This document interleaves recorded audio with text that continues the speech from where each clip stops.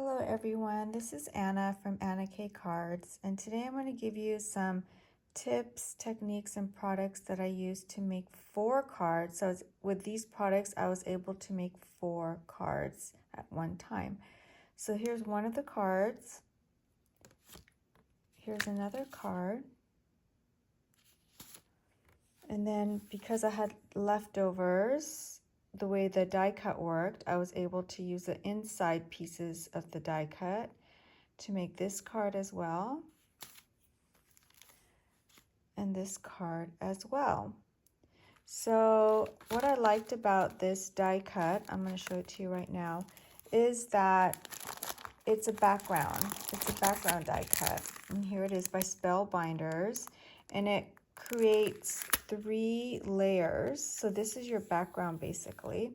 And what I did was I did start off with the darkest color at the back and then got lighter as I came to the front for both of these cards. So those are different shades, and also just one color but different shades of one color, going from darkest to lightest. So that was one tip right there. And then the other thing was I like to combine products from different companies. So although this product came with like a watery kind of other dyes that would kind of make an ocean scene, instead I used another product and I created more of a jungly scene and just used the die cut as a interesting background that created layers and dimension. So the other products I used was the stamp set by, so the die was by Spellbinders, and this stamp set is by Ink and Splatter. Yes, Ink and Splatter, and these adorable koalas and their sentiments. I used the sentiments and the images from this stamp set and die set. And then I found this bamboo die cuts from Elizabeth Craft Designs because koalas just remind me of bamboos as well. And then I had this leaf set to add some more dimension and interest to the card by Simon Says Stamp. And then those leaf sets created 2 layers. One was an outer layer and one was a solid inner layer, so you can combine 2 different colors. So you don't have to, I just did same shades of green, different shades of green, but you could like do orange and brown for the fall if you want to make it like a fall looking leaf.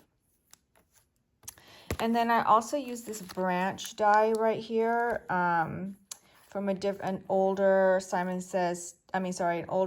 Spellbinders club kit die, which also has a koala, but I didn't use the koala, I just used the branch to add some more grounding. So for this card, these cards, I used the leaves to add a little bit more interest, and I used the branch in these cards to ground the images on each of these cards.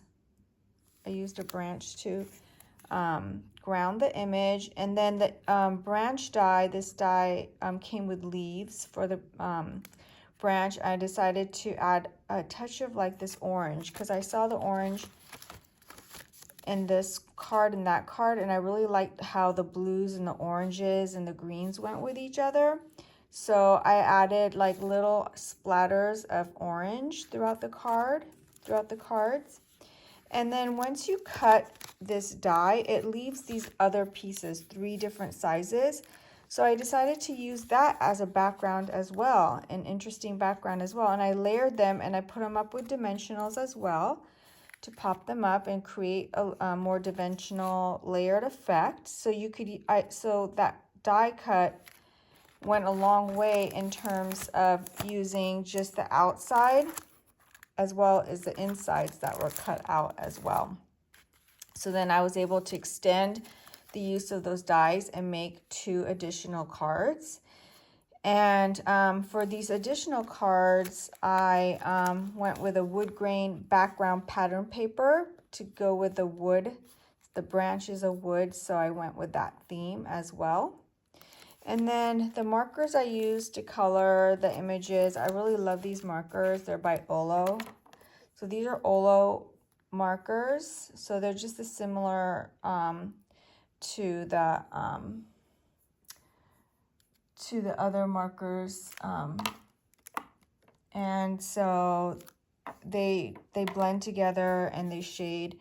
And the recommended paper for there's recommended paper to color with Olos, but I just found the Nina Solar White cardstock to be to work well too. But I think the other paper that's recommended is probably even better than the Nina White Solar cardstock, probably blends better on them. So I think next time I'm going to try that paper. So these were the tips, techniques, and products I used to make these cards. I just kept it very clean and simple. No stenciling, no embossing, no splattering. I felt like the cards had a lot going on as it is, and I felt there was already a lot of dimension and interest from all the die cuts that I used.